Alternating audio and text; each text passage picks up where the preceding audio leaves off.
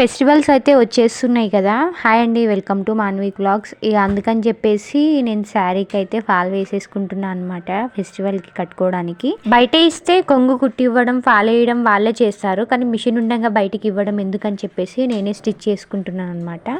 శారీ అయితే ఇలా ఉంది. ఇంకా ముందు రోజే ఫాల్ తెచ్చుకొని ఉతికేసి ఆరపెట్టుకొని ఇలా ఫోల్డ్ చేసి పెట్టుకున్నాను అనమాట. కొంగు అయితే స్టిచ్ చేసే వచ్చింది, దానికి టజిల్స్ అయితే వచ్చాయన్నమాట. కానీ సింగిల్ కుట్టే ఉంటుంది అనమాట, అది కూడా లూజ్ కుట్టు ఉంటుంది, చాలా తొందరగా ఊడిపోతుంది. అలా ఊడిపోకుండా ఉండాలంటే మనం దానిపైకి వెళ్ళి ఇంకో స్టిచ్ అయితే వేసేసుకోవాలన్నమాట. ఇదిగోండి నేను వేసుకుంటాను ఇప్పుడు. దీనిపై నుంచి వేసుకున్నాం అనుకోండి స్టిఫ్గా ఉంటుంది, చాలా రోజులు ఊడిపోకుండా ఉంటుంది అనమాట.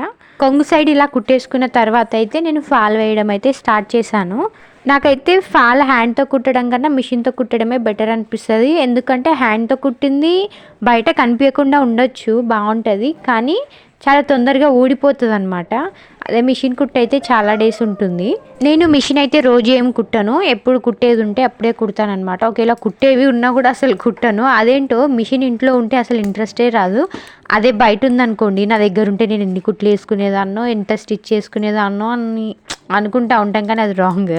ఇంకా నిజం చెప్పాలంటే బయటది మాత్రం ఫాస్ట్గా కుట్టేస్తాం. మనం ఎన్ని సంవత్సరాలైనా అలానే పడి ఉంటుంది, కానీ దానిపైన అసలు ఇంట్రెస్టే రాదు.